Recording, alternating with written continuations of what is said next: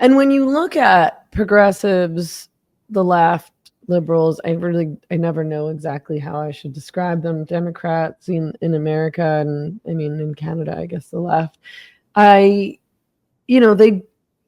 They are not thinking at all. They seem completely brainwashed. So I think it does seem sort of miraculous that any of us were able to break out of this and see what's really going on and see that we're being lied to and see that the things that we're advocating for really don't make any sense and don't really help in the way that we thought that we assumed that it would help. And even you can see it in the response to the murder of Charlie Kirk, and then this hysteria around Jimmy Kimmel's show being temporarily suspended. They're not paying attention to what they're saying. They don't even understand the words they're saying. They're not thinking about this at all. They're just reacting, and they're reacting in ways that are completely ridiculous and hypocritical. And they don't see it. I don't think it's even that. I think some people cynically will say like, oh, well, they just don't care about being hypocrites. But I don't even think they realize how hypocritical they're being. Yeah. I think that's great. I think you're right. I don't think that it even registers to them. And it was something that I've been speaking about from the start on this, which is the tiered reality we find ourselves in. Like we're on twin parallel tracks with all the information that we're gathering. And, the people on one track think that the Jimmy Kimmel story is the greatest free speech story of the last fortnight. I mean, it's fucking extraordinary. It's insane. It's literally insane. Like you are not using your brain if you think that. I mean, what did they miss the past 5 years, the past 10 years? Did they miss the news yesterday where YouTube admitted that the White House and the Biden administration was directing them to remove channels from YouTube? Did they miss Mark Zuckerberg admitting the same with regard to Facebook? I mean, did they miss the Twitter files? Did they miss the amount of people who were banned from social media like us? And, again, the entire for disrupting the COVID narrative. Yeah, no, sure. It's like Jimmy Kimmel's show. Like, who even cares about Jimmy Kimmel? Yeah, I know. Yeah.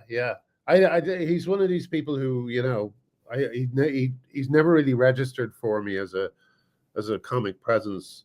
Conan has registered, and David Letterman, but I just with the Kimmel thing, the only time I hear about him is when he's just putting his chips in against Trump, and it's not necessary. It's not necessary for a show like that. You don't have to do it, and in fact, it's a really bad time to do it because, people need to be brought together. I think one thing that's happening is Trump derangement syndrome is really beginning to make people look particularly stupid. Don't know if you saw, but like there was a TikTok of a pregnant woman rubbing Tylenol cream or something into her pregnant belly. I mean, because Trump said you shouldn't. And the fact that Harvard said you shouldn't, and a bunch of other fucking studies say you shouldn't, doesn't matter to these people, and they just go all in on everything Trump does is bad. And meanwhile, I believe didn't he in his a very short amount of time of his presidency, hasn't he taken out all the top 10 most wanted on the FBI's list? I think he's taken down the top 10 international, the sort of James Bond criminal gang, and he's, from what I hear, he's really put the border under control, which has to be a good thing.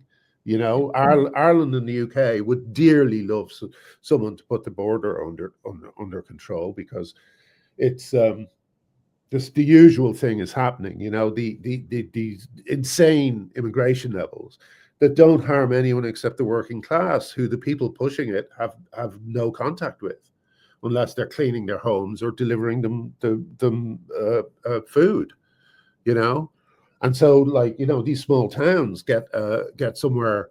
There was a guy, he was arrested in Ireland and the UK, migrant. He was here for 12 months and he was arrested for raping a 9-year-old or something.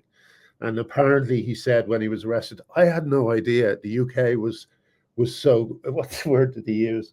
Was so strict, you know.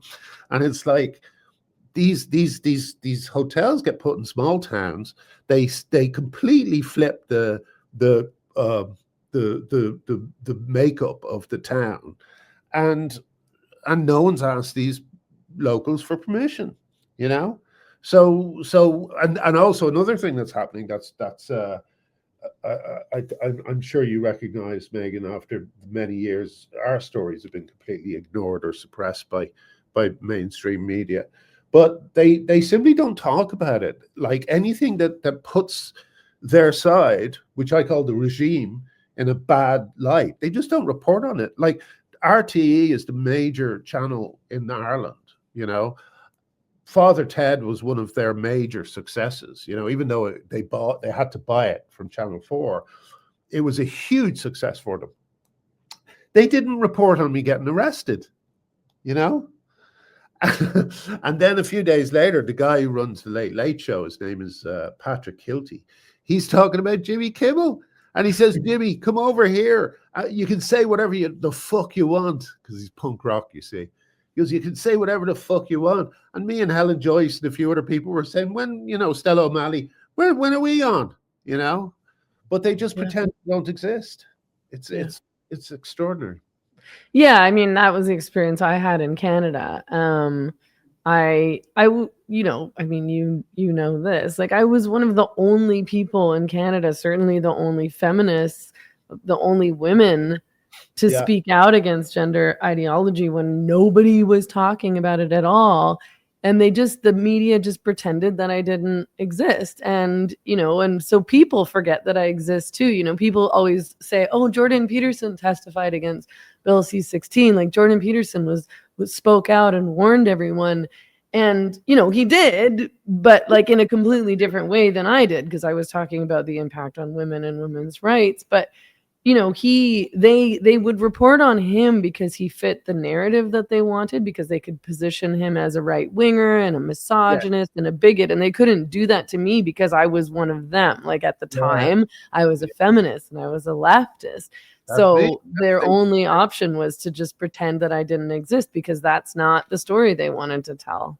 Yeah, no, that's it. That's it.